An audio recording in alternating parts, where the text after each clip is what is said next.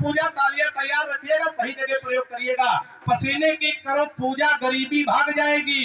पसीने की करो पूजा, गरीबी भाग जाएगी। और जरा सा मुस्कुरा दो, बदनसीबी भाग जाएगी। चौथे पंथ पे आकाश पर तालियां उठा के धर्मराज भाई को आमंत्रित करिएगा कि पसीने की करो पूजा, गरीबी भाग जाएगी। जरा सा मुस्कुरा दो, बदनसीबी भाग जाएगी। और जो चेहरे पर हंसी होगी, पड़ोसन गाल चूमेगी। और जो मुंह लटका के बैठोगे तो बीबी भाग जाएगी। आपकी जोरदार तालियां आमंत्रित करें भाई धर्मराज उपाध्याय जी भाई।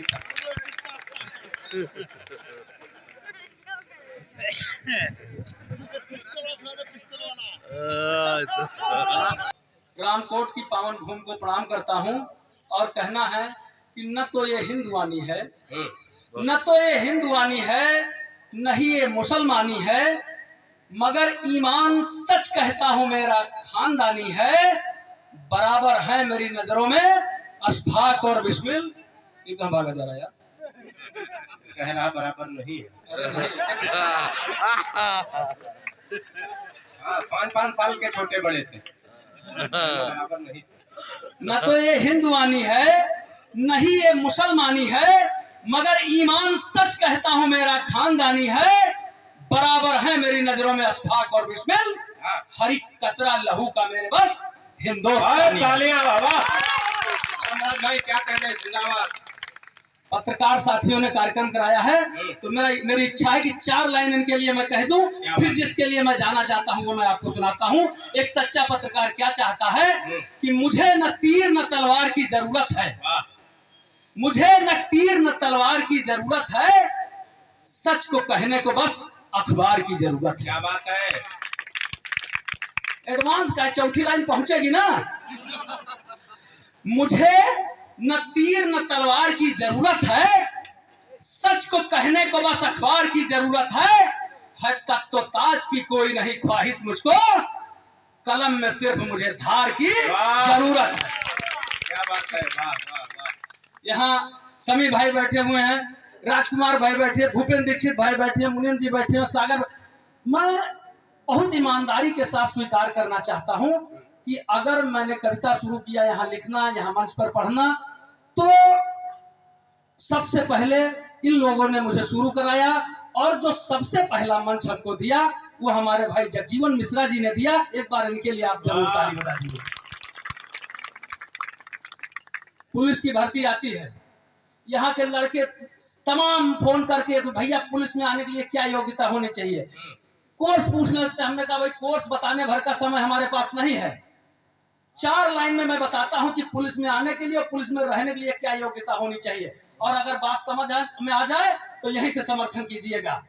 मैंने कहा कि 5 फीट 7 इंच ऊंचाई हो आपकी और 5 सेमी सीने को फुलाना आना चाहिए, और भेद बदमाश का जो लेने जाओ ऐसे लोग, आंख से भी काजल चुराना आना चाहिए। क्या बात है। और फायर बदमाश जो तुम पर करे तो बेटा तुमको भी गोलियां चलाना आना चाहिए, और दूर देश जाके बदमाश जो सरेंडर करे तो तुमको भी कार पलटाना आना चाहिए।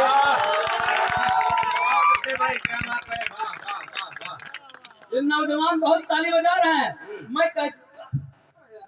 वो बुजुर्गों के कहने पे बजा रहे हैं, ये बार बार ताली बजा रहे हैं। मैं इनसे कहना चाहती है खर्चा बहुत बढ़ा लिए हैं, मोबाइल का खर्चा, रिचार्ज का खर्चा, अपना खर्चा, अपनी वाली का खर्चा।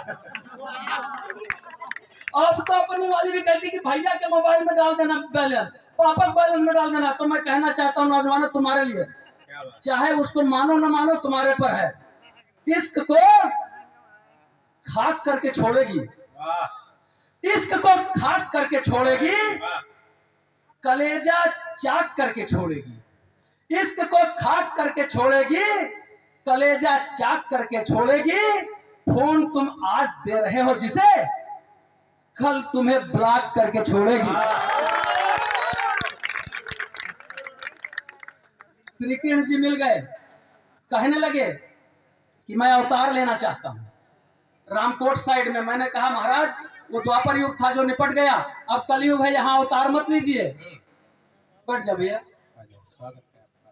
हाँ बैठ जा बैठ जा। जब अच्छे श्रोता बाद में आते हैं तो और अच्छा लगता है, एक बार तालियां बजा। उन्होंने कहा कि मैं अवतार लेना चाहता हूं। हमने कहा अवतार न लीजिए, दिक्कत होगी। उन्होंने कहा क्या दिक्कत होगी? तो मैंने असली दिक्कत उनको बताई। मैंने कहा कि आओगे कन्हैया दोबारा इस देश में तो तुमको तुम्हारा ही जुनून मार डालेगा।